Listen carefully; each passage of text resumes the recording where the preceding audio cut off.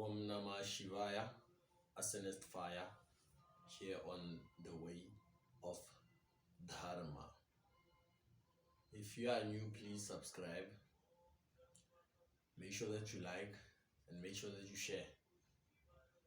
Today, our topic for today is influencing people with magic. Before we go deeper into this topic, before I go more in depth about this topic, I'd like to tell you what I've noted. I've noted ever since my spiritual journey that those that claim to walk the spiritual path are easily influenced by magic or occult powers. I've noticed that the Sangoma, the indigenous practitioner of South Africa nowadays are easily influenced by spells and witchcraft. Let me tell you why this is so. Sangomas and medicine people are easily influenced by witchcraft because when they go for initiation, you are going to school to learn a few of the psychic vocabulary, a few of the herbs that you need to use when doing readings and consultations. You learn how to speak to the ancestors. That's pretty much what they learn at initiation schools. The initiation that they go through nowadays costs money, one. Number two, there's so many disadvantages that they face at the initiation school. Sometimes if you are a female, even male, you face cases of sexual assault and molestation.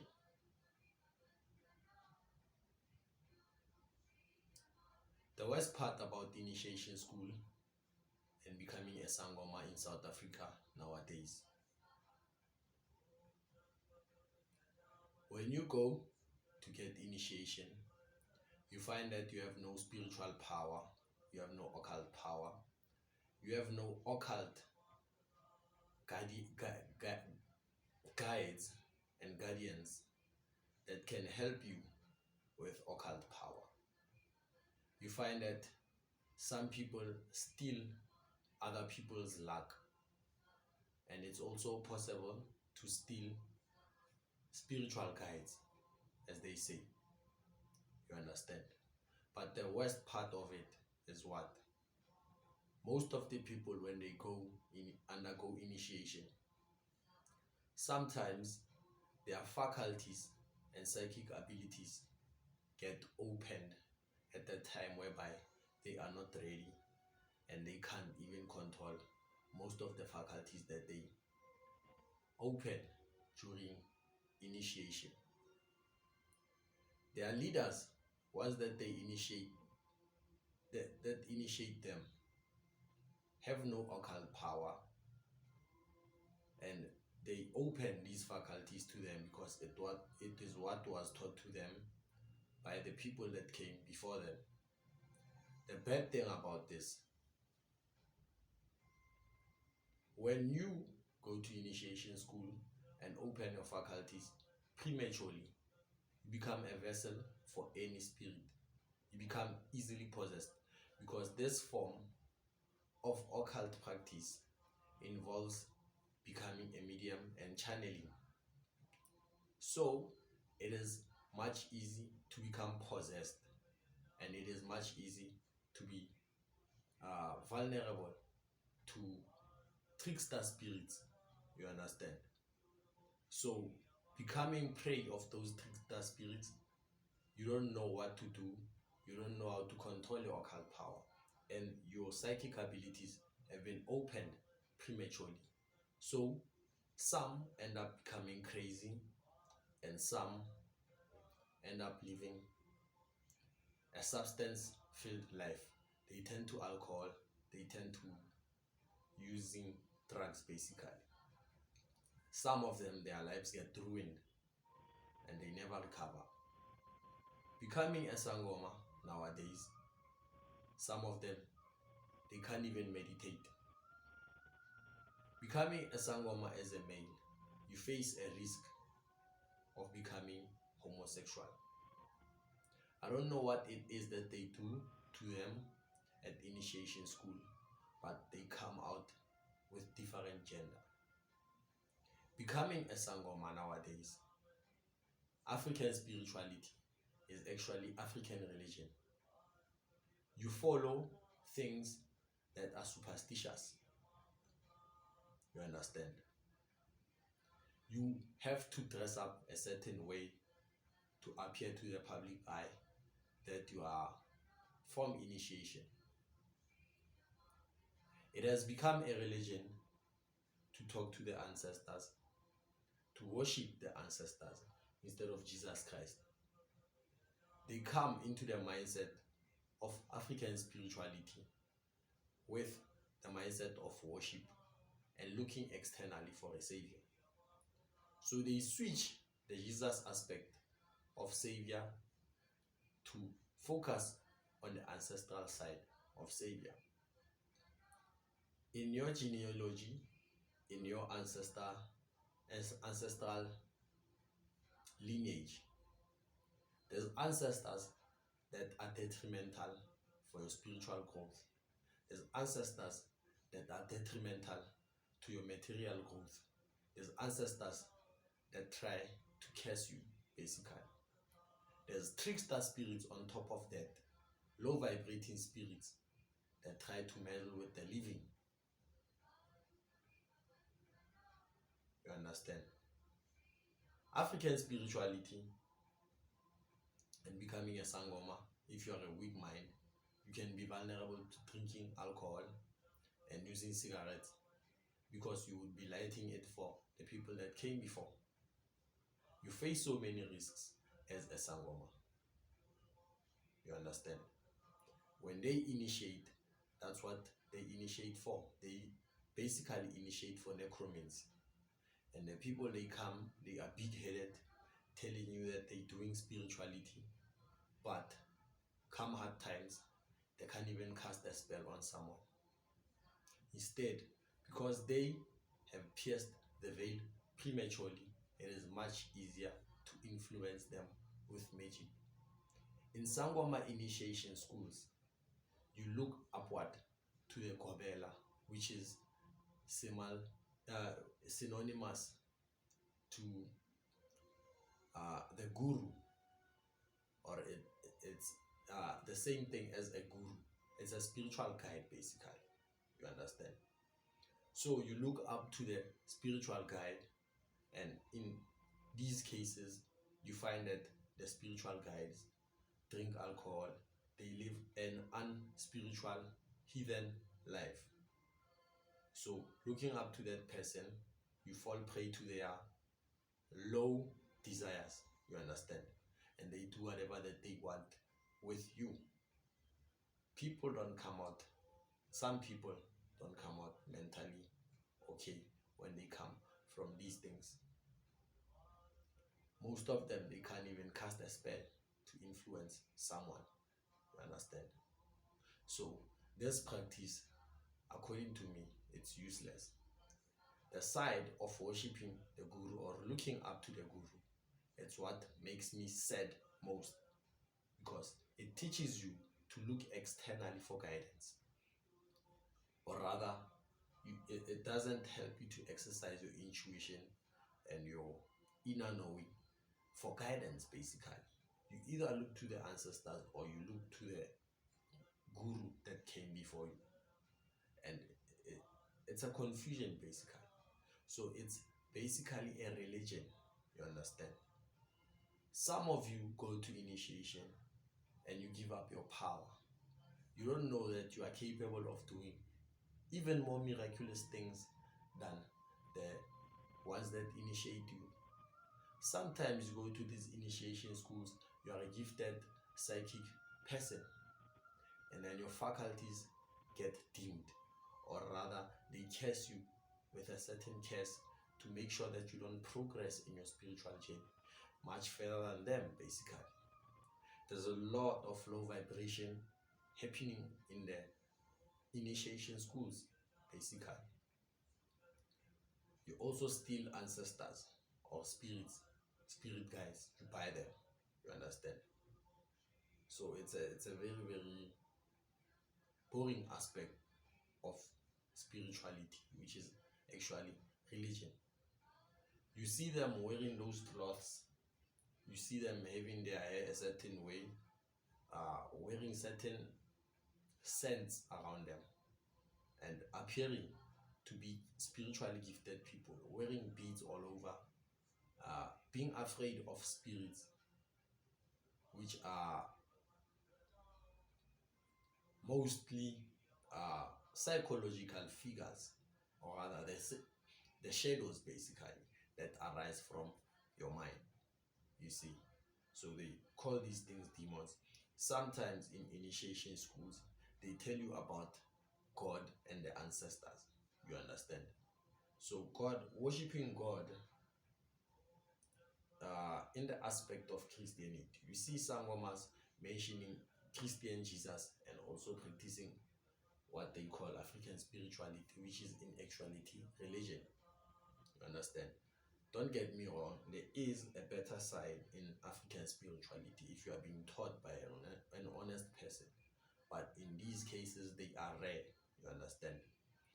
And going there to try and find a savior is not the right mindset to be going there. You might go there for only sharpening your faculties and opening your faculties, your psychic faculties, but looking for a guru to guide you along the way, looking for something externally, you won't go anywhere. You understand? So let's talk about initiation, basically. Initiation means a change of consciousness. You understand? You instigate into a path. To initiate something, it's to start something. So when you initiate, you are starting or embarking upon something. In this case, it's a spiritual path, you understand, or a spiritual journey. When you start a spiritual journey, do you have to have a guru? Do you have to open your psychic faculties prematurely? Do you have to enjoy rape? Do you have to enjoy all that they enjoy in the initiation schools? Do you really have to? Or you can change your mind, basically. Get accustomed to the vocabulary, get accustomed to the new things, get accustomed to spiritual concepts and spiritual topics, and get accustomed to using your faculties. Which one is better for you? You understand? So I've noticed that most of these people are easily influenced by magic, and it is because they are largely mediums, people who are trained to channel spirits through them, people who are trained to allow spirits into them and possess them, basically. People who are taught to speak to the spirits of the dead, which are low vibrating spirits. So they don't know anything about the concept of the vibrating spirits. There was a guy that I was speaking to. He said something about practicing African spirituality, and he said African spirituality. And then I asked him, what exactly are you practicing? Do you mean that you speak to entities like Shango, Obatala, and the Orisha? Or you speak to the spirits of Kigongo? Uh, do you speak to the spirits of Paloma Yombe? Do you speak to the spirits of Santeria?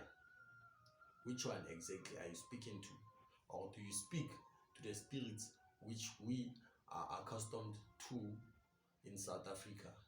Then Veli what? You understand? I don't know. I don't quite know those names. You understand? So he told me that his work, spiritual work, is largely based on speaking to the ancestors and dream interpretation. Mind you, this person said that they practice African spirituality. You see what we are talking about. These people are posers, they are fronters. They can't even summon a spirit or even speak to the spirits of the water. Like going there, asking the spirit of the water for something, and then summoning the spirits basically. They can't even summon their spirits during meditation. I doubt that they have an ashram or an altar, most of them. You understand? Those are just ordinary people who are claiming to be powerful, and you should be careful of them because you might put a mad person above you, basically. So these people say that they practice spirituality when in actuality they are practicing a religion of superstition. You find them being afraid of having an altar or a shrine in their bedroom. When you ask them, they tell you that the ancestors won't like to see you naked having sex. But the ancestors, even when there is no altar, they know everything about your life. They see you when you are naked and having sex. So why would having an altar in your room be you see the madness that we face? You understand? So if you don't know what you are doing, if you don't know about spirituality, if you are not accustomed to any of the spiritual practices and you want to start or embark or initiate on the journey, know that you have to know yourself first, and you have to know that you are your only savior.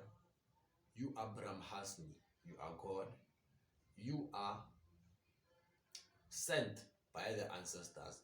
Their ancestors are looking to you for a savior, basically. They are not saving you. You are the savior that came to earth. The fact that you are awakening to this spiritual knowledge and occult knowledge shows you that you are the chosen one. So you being the chosen one, why would you depend on the ancestors for uh, for worship? Basically, you are the chosen one. You have to redeem the entirety of your ancestral lineage. So stop being foolish, man, and look to yourself for the answers. Look internally. Don't look to the spiritual gorilla. Don't look to the herbs, basically. The herbs that they learn about are the herbs to cure flu, the herbs to do a bowel cleansing, which is Nauli Dauti, the herbs that help you with Vamana Dauti or vomiting, the herbs that help you with steaming, the herbs that help you, those rubbing stuff and stuff. Those are literally what they learn, they teach them. So it's largely based on physical healing and not internal spiritual work. So I won't title this influencing people with magic because I want to create a video separately speaking on how to influence people with magic and what I've learned so far with trying to influence people uh, with magic, basically, and how easy it is, and what can be used to basically influence people with magic.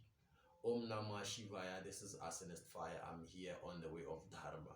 Please make sure that you subscribe, you like, and then you share this content to whoever that you want to be aware of this knowledge. You could save a life, you could save someone from going to a crappy initiation. You could save a life, basically. You could awaken something in someone by doing so. And of course, you could monetize my channel. You understand? So this is Azenes Fire from the way of Dharma. Om Namah Shivaya. Om Shanti.